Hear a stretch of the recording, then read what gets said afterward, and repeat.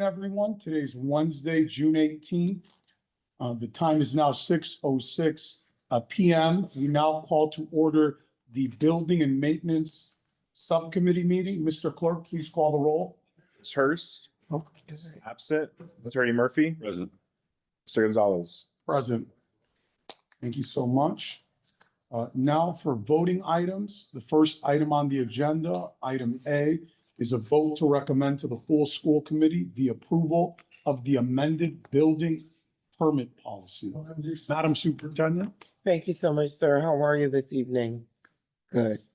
We will definitely be turning this over to Chief Pat Roach and Assistant Chief Rick Garib. They've done a great deal of work on amending this building permit policy, and I believe it is ready for you all to discuss.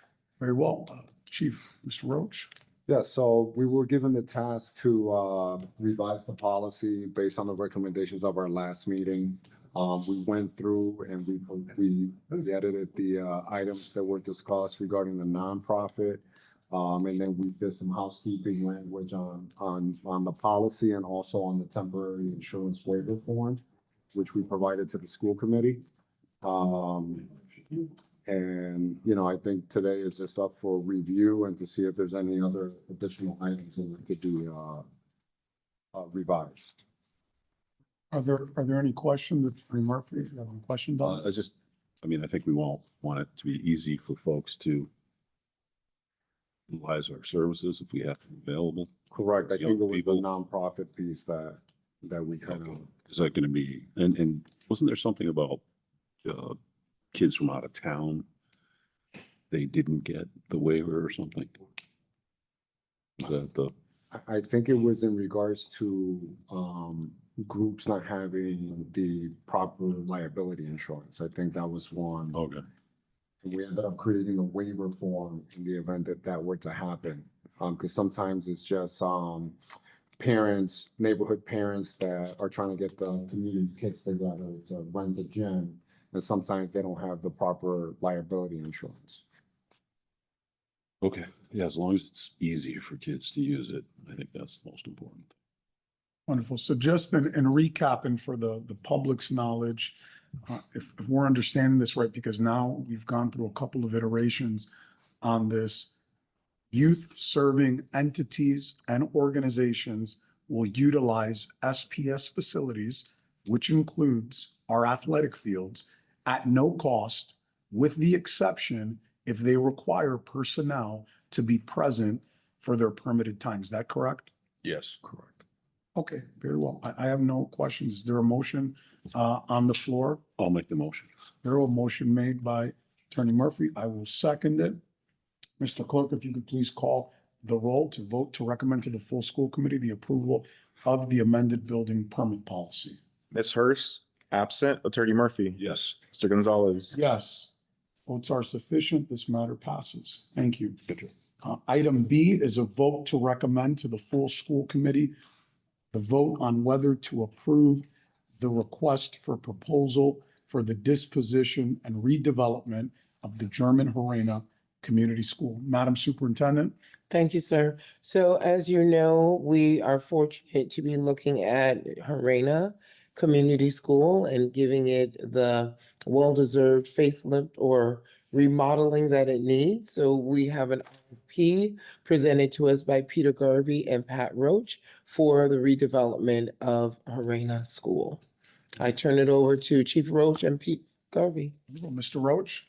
Come on Why over, don't you Garvey. come on up? You guys come on up.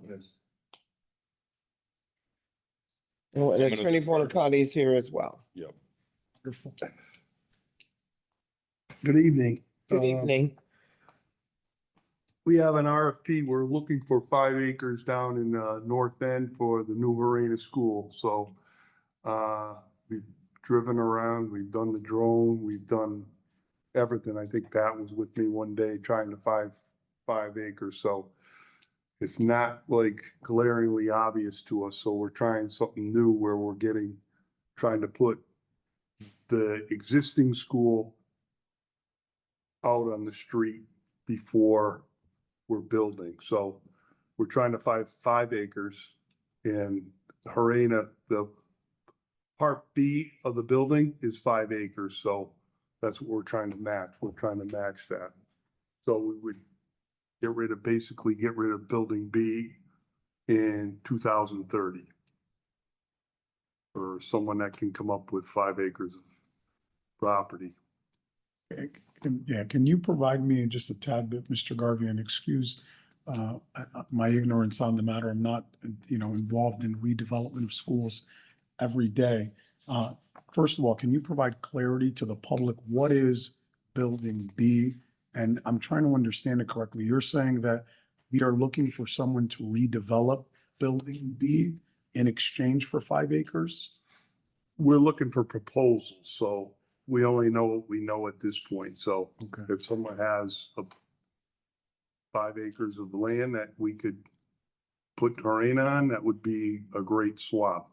I don't know if it's gonna be in kind or we're still at the infancy stages. We haven't gotten any proposals yet, so.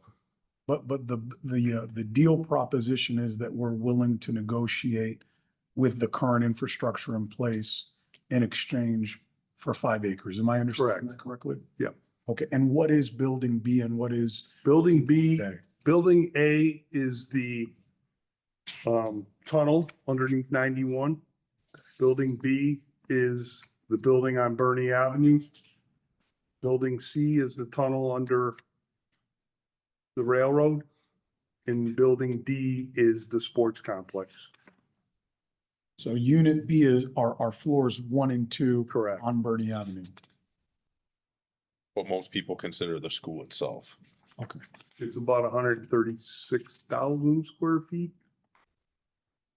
And has there been any consideration as it relates to the gymnasium and the pool? As far as I'm concerned, that remains to be the only other pool that's open for families and children during the summer months, aside from the Forest Park pool in the entire city. Have we had any considerations around that? I know that's a separate, but it's also a connected matter as we think about moving the Harena Community School, the former. Well, yes, because building D, which is a sports complex, Yeah. it's landlocked by Chestnut Middle School and the new school as well. So it wouldn't be practical for anyone to try to, there's no way in to get to building D. So that would still be in play, I guess it would be the correct statement for the city of Springfield. Is there really 5 acres on the north end? I mean, of undeveloped land? There, I mean, We I drove around. can't think of any, I mean, you know the north end better than I do. I don't think that there's 5 acres anywhere, right? I mean, we use the plot next to Chestnut to build the 2 new schools. We set up the proposal because the criteria is to keep it in the north end.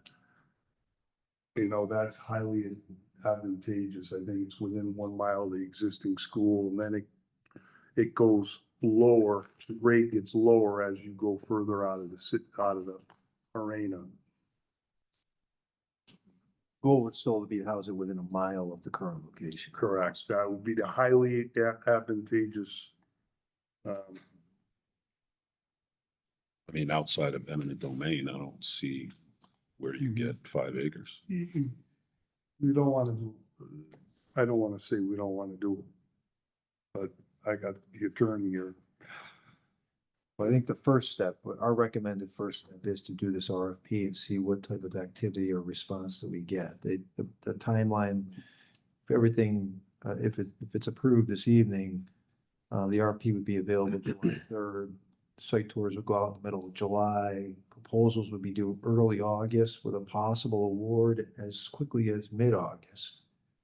That's an aggressive timeline. We don't know if we're going to receive any viable proposals the first time around, but we need from a legal perspective, we at least need to try this before we take some alternative routes. Or at least that's the recommended path. And is the goal, because I'm trying to quickly review this, is the goal, I see that there's either preferably fair market value for building B or a swap. Is that correct? What would we do with fair market value? In other words, what is the intended plan if someone were to offer a developer fair market value for this building? Would this be used for acquisition on land? Is that the idea? I'm just trying to understand here kind of the end goal around this. Because obviously my colleague alluded to the fact that eminent domain's obviously on the table for the city. I know of a couple viable properties within the North End that could make a great campus for a school, but obviously I'll leave it up to all of you to make that determination. What about Chestnut? What happened with the old Chestnut? I know it's Citizens Council is under agreement with it. So maybe there'll be someone that wants to swap. So I just want to get back to my question because I think it got lost in my explanation. What is the goal with the dollars that would be potentially produced by this proposal? Be acquisition, Okay, but it's 2030 is when the acquisition would happen. okay. Or the agreement would be today, so to speak, and then the transfer would be in 2030 when we move out. We're doing an appraisal right now of the building, so is going to be coming due shortly. Our concern is that the appraisal is going to come in at a large number. If you take a look at the building itself, it's a large building. It's in a pretty, significant commercial area that there would be probably a good land value in there. So we're worried about the appraisal being a very large number that might scare others from bidding into this project because obviously it's a school, so it's a limited use as well. That should come into the appraisal. I don't know how much that's going to factor into the appraisal and the condition of the building itself as well. So we're worried that people are going to get scared off based on what the appraised value is. And lastly, does the city have intent to engage with those commercial residents down in the North End, especially, I think you alluded to our medical district. We have several groups there that occupy a large amount of real estate along that Bernie Avenue corridor, Wasson Avenue, Main Street. Has there been thoughts around that?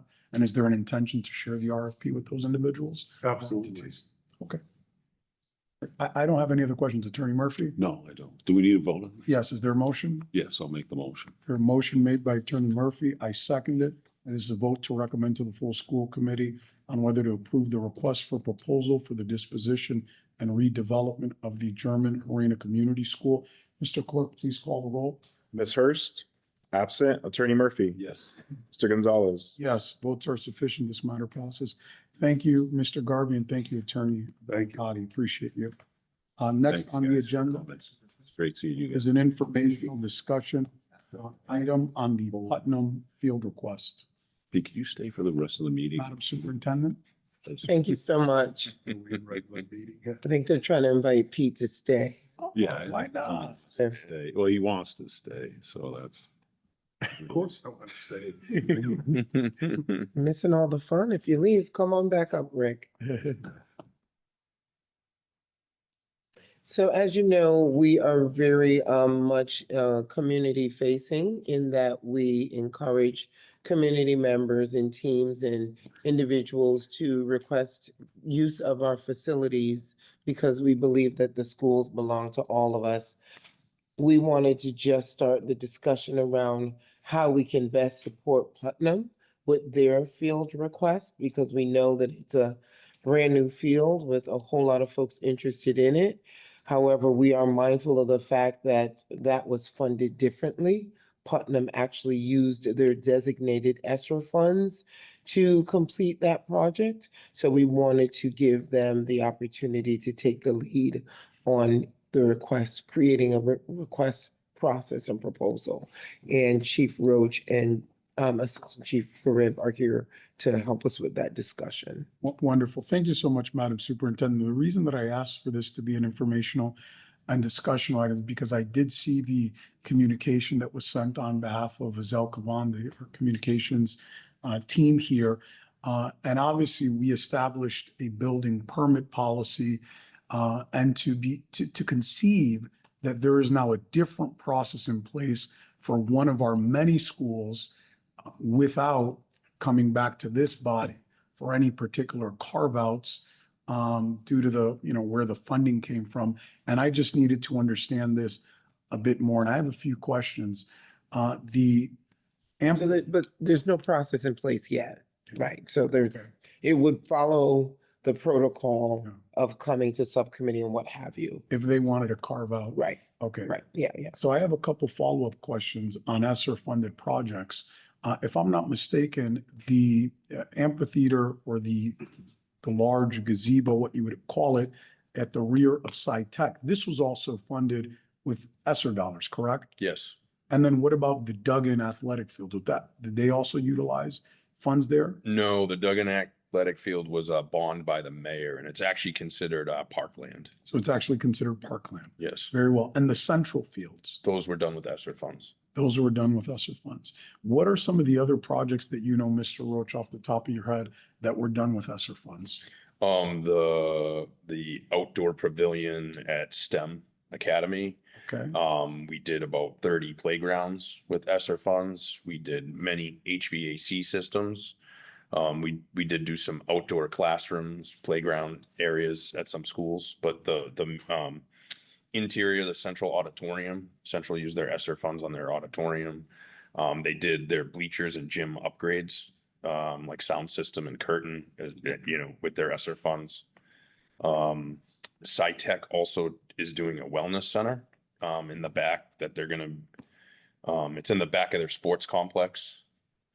And Central's pool, what did they? Central did the scoreboard at their pool with their Okay. ESSER funds as well. I believe they were ESSER funds, but it may have come from a different funding source. Okay. so, Yeah. so Mr. Roach, I guess the point I'm trying to get to, and Madam Superintendent, and why I wanted to bring this for a discussion, that we would be able to have some robust deliberation around this, is that there were several projects across the school department at our different schools that utilized ESSER money to fund these projects.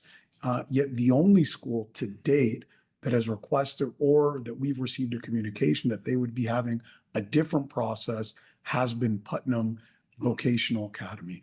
So for me, that seems inconsistent that one school would have a carve-out or a different process in place versus the litany of other schools that have utilized ESSER funds as well. So we're probably not going to be able to unpack all of this evening, but I at least wanted to start having this conversation because at least the way I understand it, this policy, if there was a variance to it, it should come back to this body for any variance. So if there is an amendment that we were making that says we're going to provide more autonomy to schools as it relates to the building permit policy, it should come back to this body.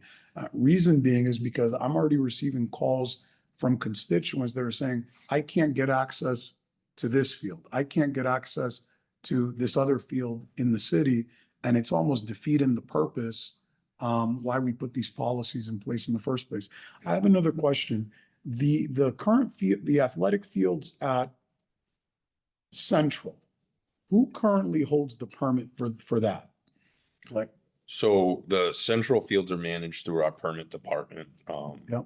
So that's how we do, each one of the fields is done separately. but who is currently holding the permit over the entire summer that a constituents call and they can't get a permit on that field? Central High School has the permit, and Rick, you can speak up and correct me if I misspeak, but Central High School has pulled a permit for the school days up until 6 o'clock at night for programs they're running on the campus during the summer. Okay. And the reason that I ask that is because what they're doing seems inconsistent with what I'm hearing from constituents that are looking to access our facilities. Because I understand that it's one thing if a school pulls a permit for their athletic fields and says, hey, we're using it, nobody else can use it. It's another thing if a school is pulling a permit over their athletic fields from June to August. I'm just throwing out random dates here.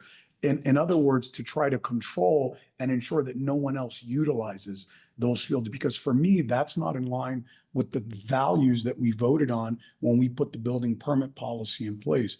So I'm going to make a request this evening, if you folks can please provide us more information on who's currently holding the permit over those fields and actually verify, is there somebody using these facility from 7 AM to 6 PM? Or are they just pulling the permit, building administration to say, let's just pull the permit. We don't want anybody using our turf. It is Central High School. They absolutely pulled the permit. We did follow up with them and they assured us that they are using the fields during that time. Is So it during the school year or is it? during no, the this is summer? for the summer. This is for Oh, this. okay. Because I was I thought you were referring when you said problem with access, can't get access. I thought you were referring to the school year because I do know that AD early made it clear to me that access could be decreased because during the school day and the school year, there are athletic teams that he told me use them extensively, that the school-based teams, but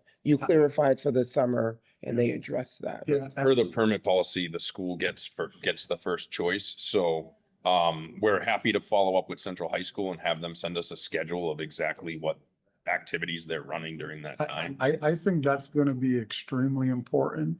In addition to sending out the schedule of who's using what at what time, that they also understand that they are not the permitting authority. Mhm. In other words, because I'm a parent or a teacher at Central, I can't go to the principal during their allotted time, if it's 7 to 6 PM, and say, hey, are you using the field at 4 to 6? Can I then gain access Mhm. to it and utilize it? Because again, We're in agreement with you. Okay. We're in full agreement. and the reason I say this is because, again, we're limiting access Mhm. to the same community members that we wanted to open up access to things like our baseball fields Mhm. here in our school district. So that's just the point I wanted to drive to. Attorney Murphy, I'll shut up. Do you want to? No, I just, so you're talking a lot about Central, but so what about Putnam? It's a new field.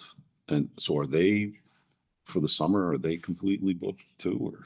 So the field is just becoming available now. So the school didn't want it rented out to community groups. So we talked about like they wanted first shot at making sure they had control over their groups. So that's why this came about.